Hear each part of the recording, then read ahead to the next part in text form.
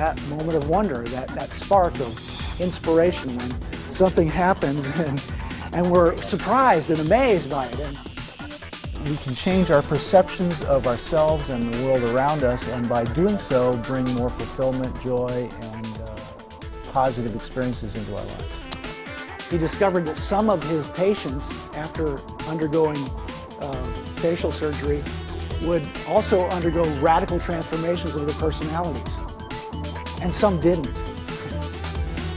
You should never underestimate the power of imagination.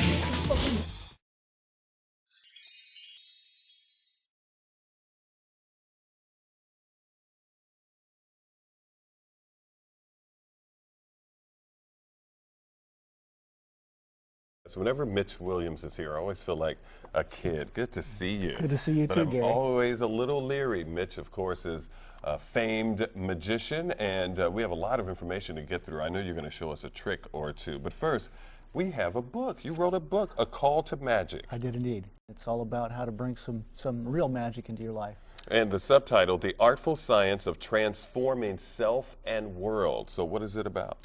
It's about how we can change our perceptions of ourselves and the world around us, and by doing so, bring more fulfillment, joy, and positive experiences into our lives. All right, very good. Where can people find the book? It's on Amazon.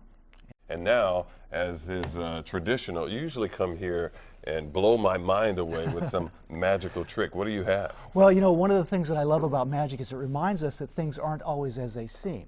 And that's okay if we're willing to accept that, because our perceptions of what is possible and not possible might be a little different than what we think it is.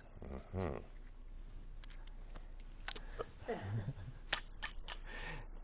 Scientists would tell us that these three coins, which seem to be solid, actually aren't solid at all. One of the interesting things about matter at the subatomic level is that a particle can exist at one point in space at one particular moment in time, and in the next moment it can exist somewhere else without ever having existed anywhere in between in the meantime. 2 and 1 could just as easily be 1 and 2. Oh my. Because our perceptions of reality as being solid isn't what we think. But you know, even up at our level, what seems to be real might be completely different than what we think it is. See, how do you do that? And I'm this close to you, and I still can't figure out how you do that. Hey, thanks for coming. Thanks for having me, it. Gary. All Good right. to see you. A Call to Magic, the artful science of transforming self and world. Welcome to Create Your Reality. Your host is Lynn Crocker. Hi, and welcome to Create Your Reality. Today my guest is Mitch Williams. Hi, Mitch. Welcome to the show. Hi, Lynn. It's a pleasure to be here. Just kind of tell listeners, how does magic fit into this self-help arena? Magic, for me, is a perfect metaphor for the creative process itself. I mean, if we start to think about it, if we could do real magic, if I could just snap my fingers and suddenly whatever I wanted would appear right in front of me, yeah. Well, that process would still entail having some kind of an inspiration of what I want to create, creating a mental image of what it is that I want, and then somehow causing it to become a physical reality. And of course, you and probably a lot of your listeners are very familiar with that process. Yeah. It's a process of creative visualization, of goal setting, of manifesting what we want in our lives. And I again think of it as a magical process because it allows us to do things that might have seemed impossible otherwise.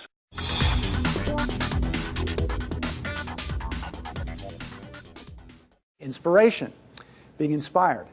And magic is really about that moment of wonder, that spark of inspiration when something happens and we're surprised and amazed by it, and it becomes an obsession, an idea whose time has come, until it turns into something solid and real, and we can give it substance and form. And sometimes those ideas tend to go away, but they do tend to pop up again if they're really inspiring, and that's the great thing about it. And one idea can actually lead to another idea. They tend to multiply and reinforce one another. And magic is the same kind of thing. And the great thing is, when you have one of those inspired ideas that you focus on again and again and begin to build it in your imagination, that very process in and of itself allows us to take away those obstacles and the limitations. They begin to fade away as if by magic. And in a nutshell, that really is a creative process. That's why I love magic. I was introduced to the self-improvement arena, like I said, when I was in my teen years. One of the first books that I read on that subject is a book called Psycho-Cybernetics by Maxwell Maltz. Really, really, really interesting story of how he came to write the book and do what he did. Maxwell Maltz was actually a plastic surgeon.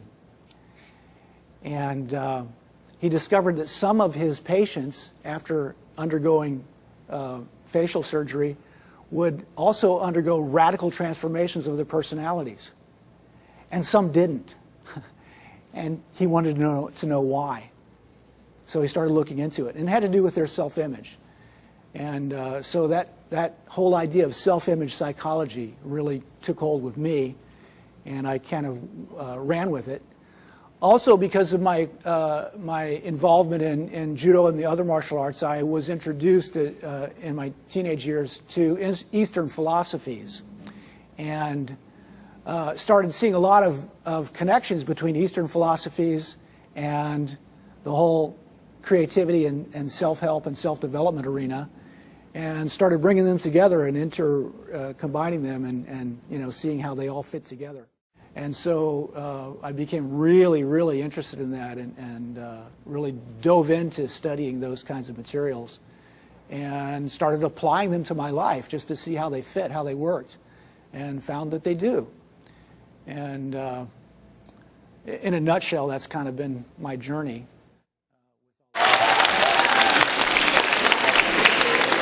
Always remember, you should never underestimate the power of imagination. I'll give you an example. Let's all just imagine that we could do real magic. Now, if that were true, we should be able to use anything to take any object, that had some kind of meaning for us personally, and merely with the power of our minds, endow it with magical properties. A simple piece of plastic could become a crystal wand, and it would develop magical characteristics. For instance, it might have the ability to disappear or reappear at our slightest thought. In fact, we'd only have to imagine that it was gone, and it would be. We could do real magic. We might have a wide variety of abilities. We might be able to move through time itself, to go forward into the future or back into the past in our imagination. We can go back to the very beginning.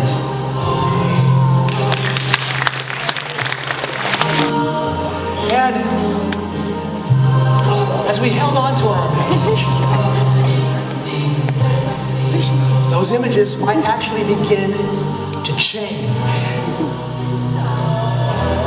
take on new shapes,